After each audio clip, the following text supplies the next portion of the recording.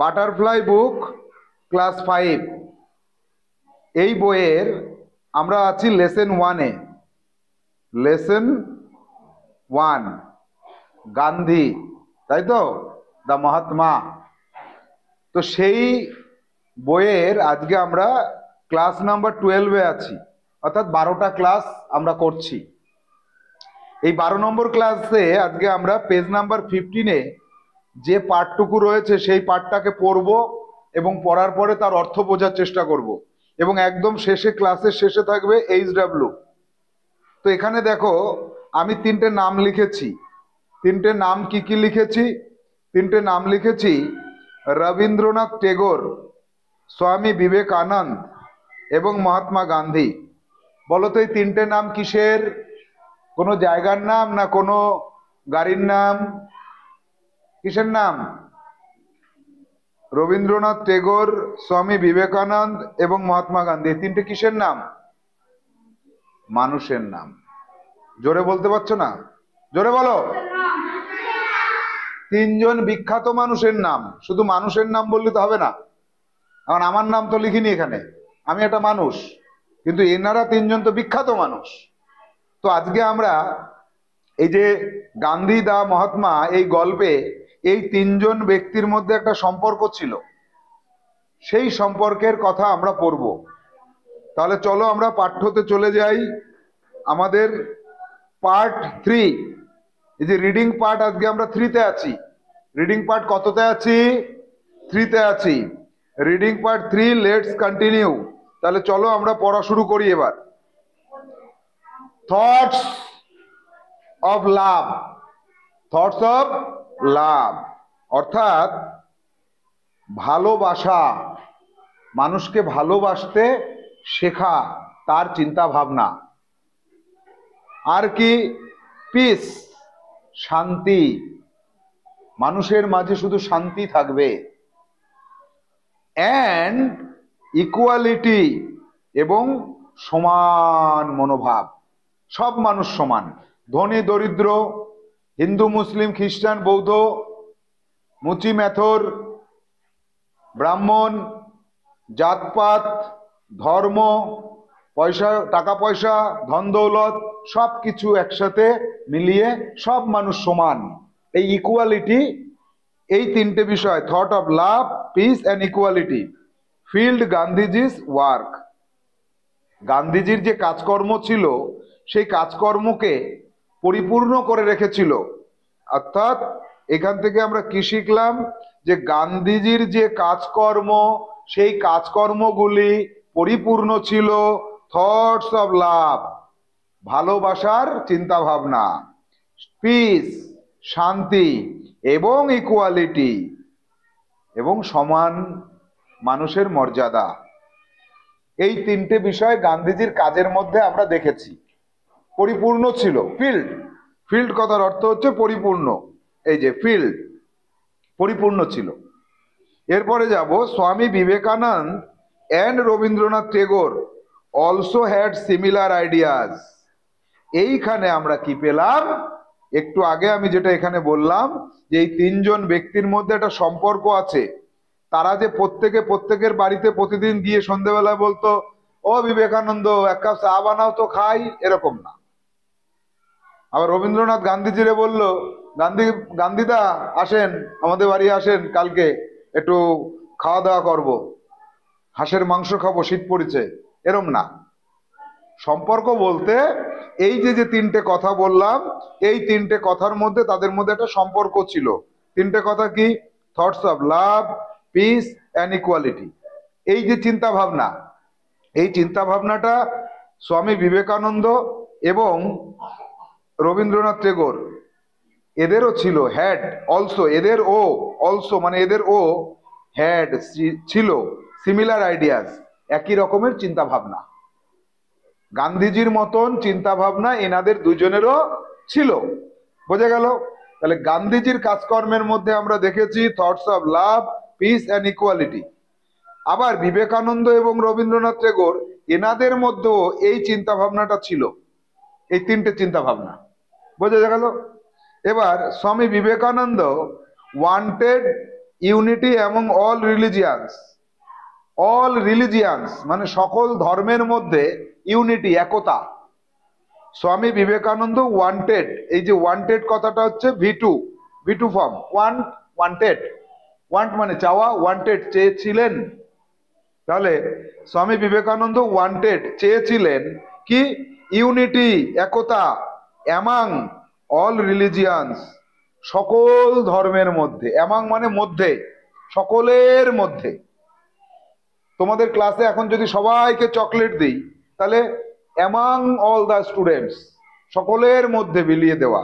তাহলে among all religions সকল ধর্মের মধ্যে তিনি চেয়েছিলেন একটা ইউনিটি, অর্থাৎ একতা।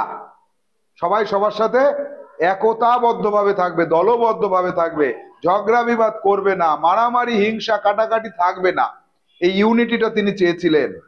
হি স্পোক অ্যাবাউট ইট, তিনি এই বিষয়ে কথাও বলেছিলেন। স্পিক থেকে স্পোক, ভি2, স্পিক বলা, আর স্পোক বলেছিলেন। স্পিক বলা, আর স্পোক বলেছিলেন। তাহলে তিনি বলেছিলেন এই বিষয়ে কথা। কোন বিষয়ে? সকল ধর্মের মধ্যে একতা রাখতে হবে। কোথায়? In 1893 at Chicago. ইন 1893, 1893 সালে অ্যাট চিকাগো, আমেরিকার চিকাগো শহরে, বা শিকাগো, কেউ চিকাগো বলে, কেউ শিকাগো বলে। তাহলে আমেরিকার শিকাগো শহরে 1893 সালে এই বিষয়েই তিনি কথা বলেছিলেন। কে? বিবেকানন্দ। কোন বিষয়ে? Unity among all religions. কোন বিষয়ে? Unity among all religions. আবার বলো, কোন বিষয়ে? Unity among all religions. এখানে লেখা রয়েছে, তাই আগের লাইনটা পড়ো। ইউনিটি অ্যামাং অল রিলিজিয়ান্স কোন বিষয়ে? Unity among all religious. আবার বলো, কোন বিষয়ে তিনি কথা বলেছিলেন শিকাগোতে 1893 সালে? ইউনিটি অ্যামাং অল রিলিজিয়ান্স, এই বিষয়ে। বলো কোন বিষয়ে? হ্যাঁ, ইউনিটি অ্যামাং অল রিলিজিয়ন্স, এই বিষয়ে। Rabindranath Tagore started Rakshabandhan in 1905। রবীন্দ্রনাথ টেগোর কি করলেন? স্টার্টেড, এটাও ভি2, দেখো স্টার্ট মানে শুরু করা, আর ভি2 স্টার্টেড। স্টার্টেড কথার অর্থ হচ্ছে শুরু করেছিলেন। স্টার্ট শুরু করা, আর স্টার্টেড শুরু করেছিলেন। কি শুরু করেছিলেন তিনি? দ্য রক্ষাবন্ধন, রাখি বন্ধন। তোমরা পড়ো না রাখি? এই রক্ষাবন্ধন 1905 সালে, এই 1905 সালে তিনি শুরু করেছিলেন। এটা কি জিনিস? ইট ওয়াজ আ ফেস্টিভ্যাল, এটা একটা অনুষ্ঠান ছিল, এটা একটা উৎসব। ফেস্টিভ্যাল মানে উৎসব।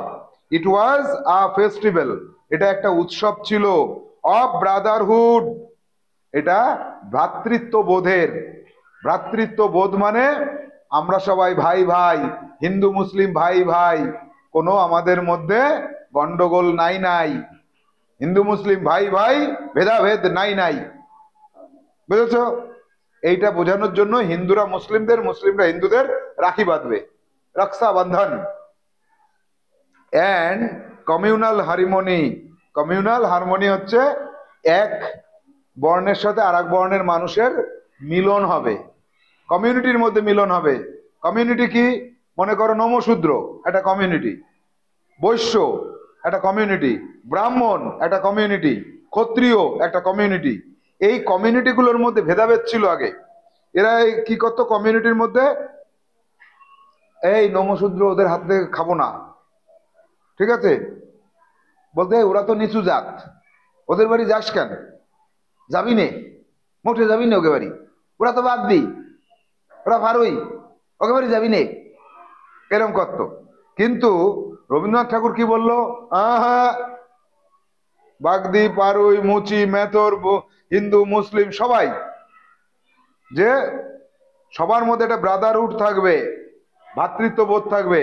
হিন্দু মুসলিমকে, মুসলিম হিন্দুকে, নমশূদ্র ব্রাহ্মণকে, ব্রাহ্মণ নমশূদ্রকে, সবাই সবাইকে রাখি বাঁধো। তাহলে কি হবে? কি বাড়বে? ব্রাদারহুড বাড়বে। কি বাড়বে? ব্রাদারহুড বাড়বে, অর্থাৎ সৌভ্রাতৃত্ব বোধ বাড়বে, এবং কমিউনাল হারমোনি শুরু হয়ে যাবে। এক বর্ণের সাথে আর এক বর্ণের গন্ডগোল দ্বন্দ্ব এসব থাকবে না, মিলন হবে, একতা আসবে। এজন্য তিনি কি চালু করলেন? রক্ষাবন্ধন। কি চালু করলেন? কবে চালু করলেন?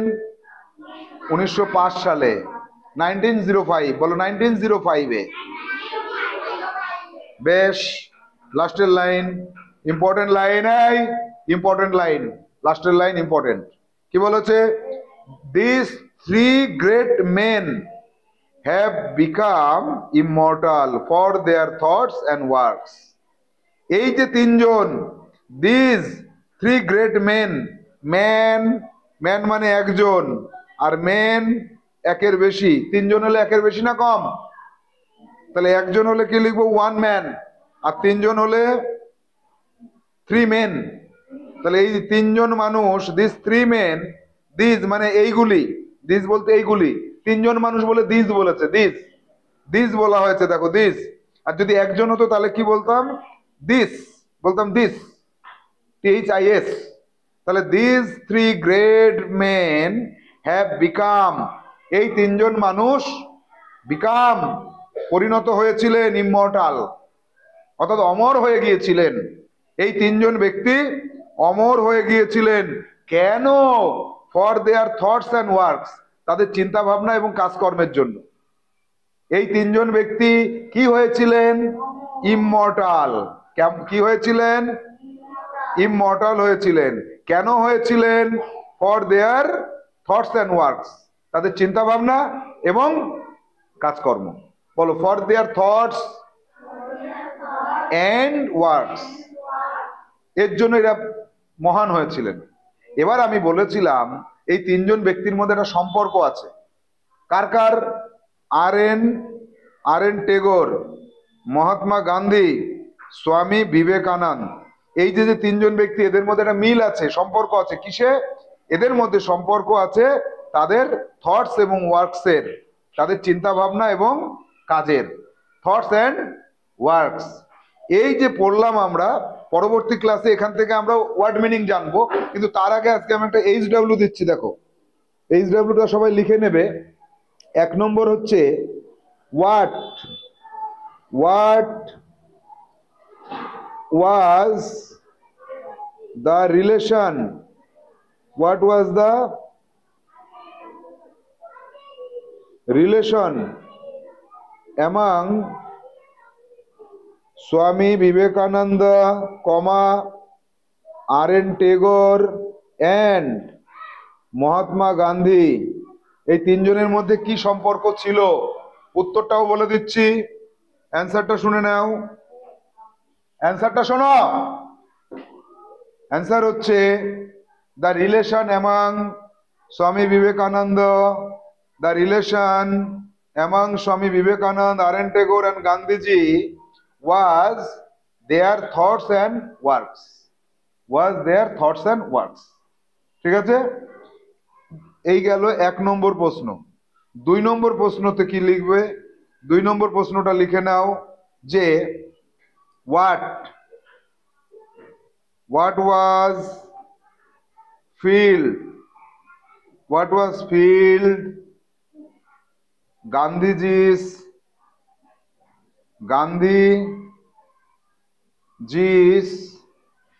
works, গান্ধীজির ওয়ার্কের মধ্যে কি পরিপূর্ণ ছিল?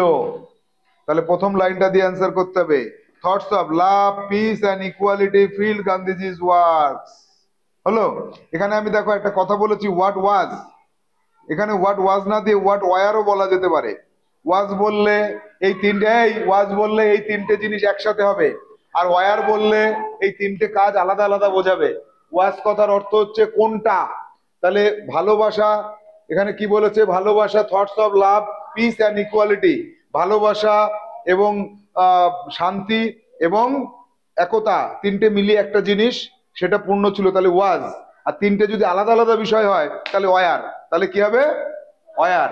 এই দুটো প্রশ্ন বাড়ি থেকে খুব সুন্দর করে উত্তর করে আসতে হবে। বোঝা গেল? HW জমা করতে হবে, HW নির্দিষ্ট সময়ে দেখে নেওয়া হবে। তাহলে পরবর্তী ক্লাসে আমরা চলে যাব এখান থেকে অ্যাক্টিভিটি শুরু করব, অ্যাক্টিভিটির 5 থেকে আমরা শুরু করব। তাহলে আজকের মতো আমাদের ক্লাস এখানে আমরা শেষ করব। টাটা, ভালো থাকো, সুস্থ থাকো।